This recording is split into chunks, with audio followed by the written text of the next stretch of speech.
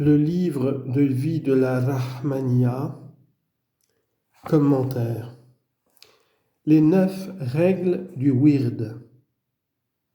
Les 9 conditions du wird, vers 209 à 212. Prends garde à la chute, ô mon frère, et observe ces conditions. Leur nombre est fixé à 9, parmi les maîtres soufis éducateurs. Commentaire. L'auteur, après avoir terminé l'explication des fondements destinés à conduire à la complaisance divine, murda, en vient à mentionner les conditions du wird, afin de mettre l'aspirant en garde contre le relâchement qui le ferait déchoir des degrés des hommes fervents dans le service de Dieu. Il le fait par ces mots « prends garde ». Ensuite, il ordonne à l'aspirant d'observer les règles ou conditions du wird par leurs actions et dit qu'elles sont au nombre de 9 déterminées par les maîtres dans l'éducation spirituelle. Première condition, les prières nombreuses. Vers 213 à 216.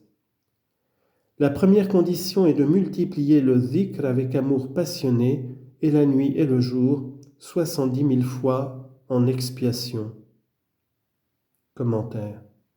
Cela pour accomplir ce qu'Allah a dit, mentionner Dieu d'une mention fréquente.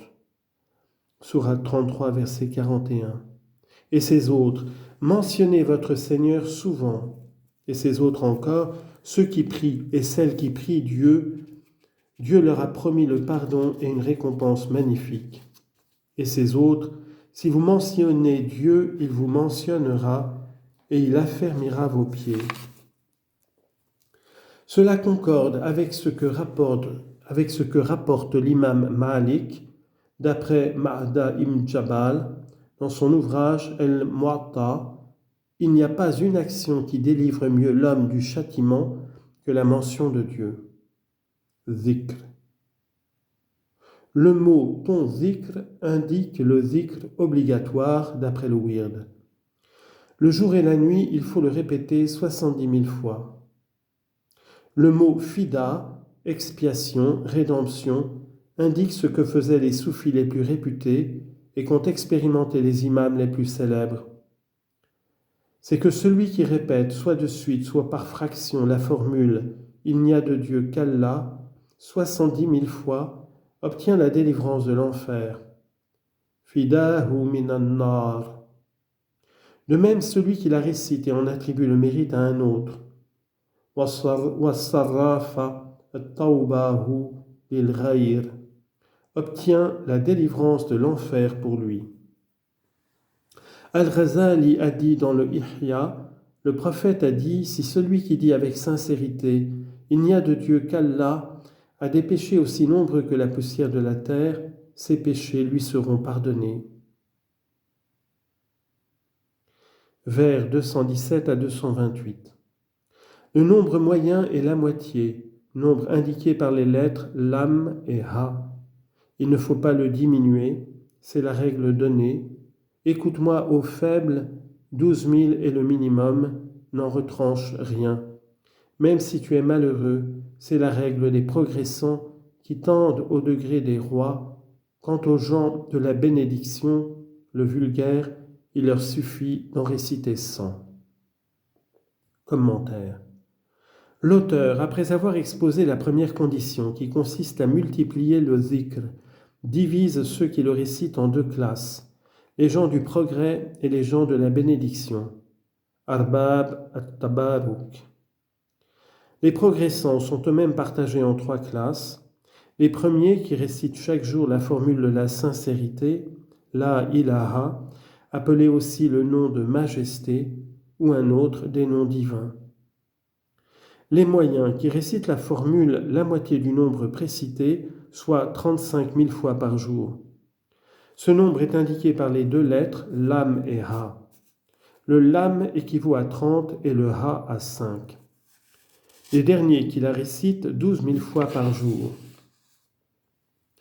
Par les mots « écoute, ô faible », l'auteur avertit celui qui suit la marche de la voie des hommes spirituels de ne pas réduire le nombre au-dessous de 12 000, car cela n'est pas permis, même si l'aspirant est pauvre et dans la gêne.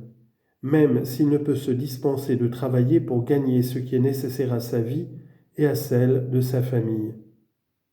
Ces mots, si tu es malheureux, veulent dire celui qui est dans l'épreuve et prend patience.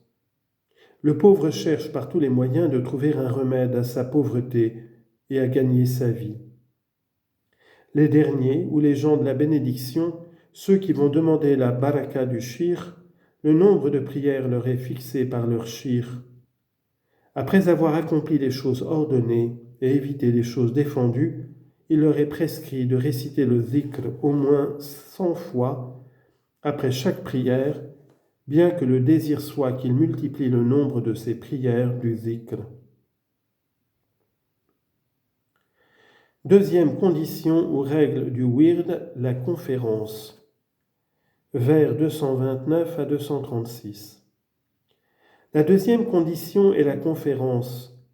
Elle fait parvenir ta prière à la présence de Dieu, elle ouvre l'œil de ton intelligence, elle obtient l'intention du cœur, elle est faite de mémoire, de tête, ou avec un livre ou un cahier. Elle est une exhortation ou exposé de morale, elle excite l'attention et rallume la ferveur, elle provoque le désir des bienfaits de Dieu. Commentaire. La deuxième des conditions du wird, c'est la conférence, muzkara, c'est-à-dire le rappel avec le sens de waz, exhortation. Cette conférence procure la perfection de l'imparfait, naqis, et la direction de l'ignorant. Les auditeurs profitent différemment de la conférence. Chacun en profite dans la mesure où il se l'assimile et s'y conforme.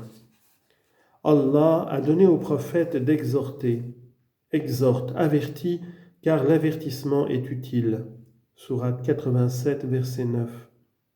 Certains commentateurs ajoutent « avertis » même si l'avertissement n'est pas utile ou accepté, ton devoir est seulement d'avertir. Qu'il te suffise de suivre le verset comme direction selon ce qu'a dit Allah, les vêtements vous couvrent, vous protègent contre la chaleur, c'est-à-dire contre le froid.